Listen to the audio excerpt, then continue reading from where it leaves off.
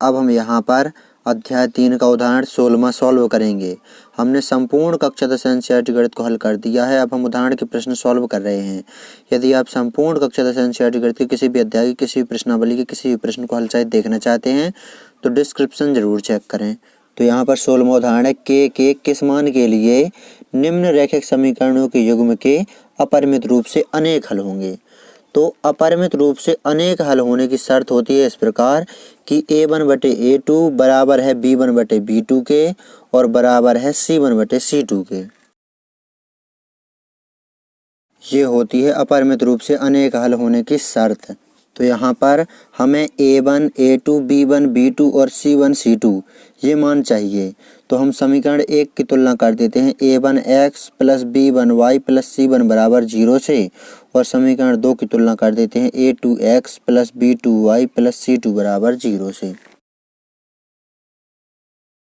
अब यहाँ पर तुलना करेंगे समीकरण 1 की a1x plus b1y plus c1 बराबर 0 से। तो a1 हो जाएगा k, b1 हो जाएगा 3 और c1 हो जाएगा k-3।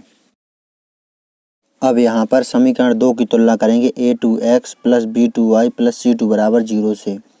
तो a2 हो जाएगा 12 है, b2 हो जाएगा k और c2 हो जाएगा ये k।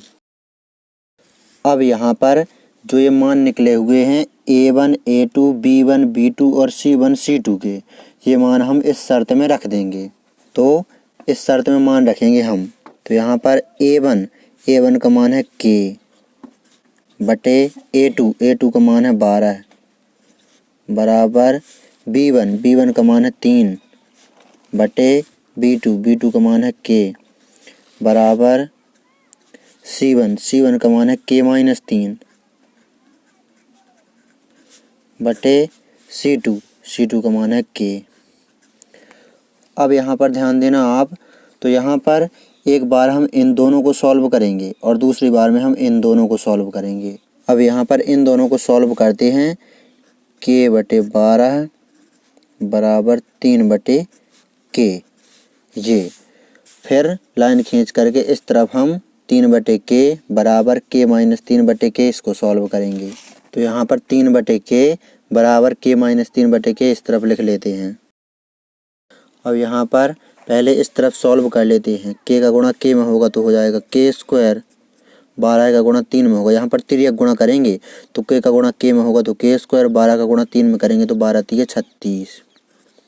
अब k पर से वर्ग घटेगा तो इस तरफ आ जाएगा अंडर रूट।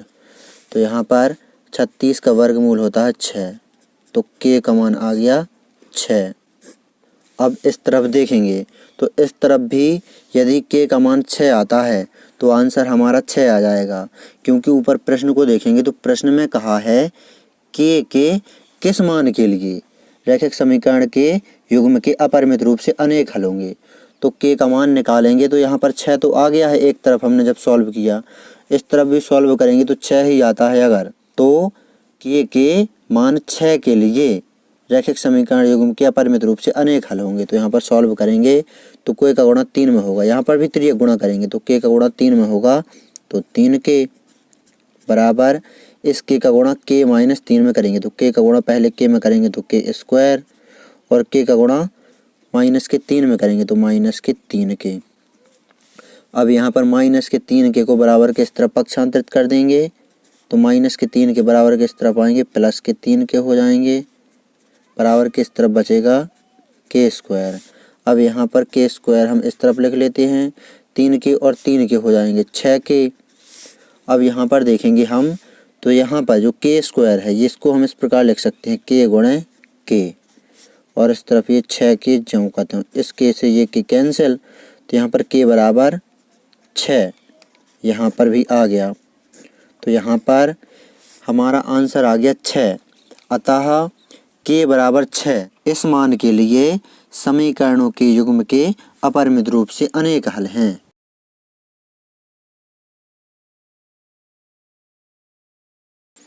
तो ये आ गया हमारा आंसर k बराबर 6 k के इस मान के लिए समीकरणों के युग्म के अपरिमित रूप से अनेक हल होंगे। तो ये है हमारा आंसर। इस प्रकार आपको इस प्रश्न को अच्छी तरह से सॉल्व कर लेना है। परीक्षा की दृष्टि से बहुत अधिक महत्वपूर्ण प्रश्न है। यदि आप संपूर्ण कक्षा 10 एनसीईआरटी गणित के किसी भी अध्याय की किसी भी प्रश्नावली की किसी भी प्रश्न को हल सहित देखना चाहते हैं तो डिस्क्रिप्शन चेक करें। तो यहाँ पर नोट कर लीजिए इस प्रश्न को अच्छी तरह से।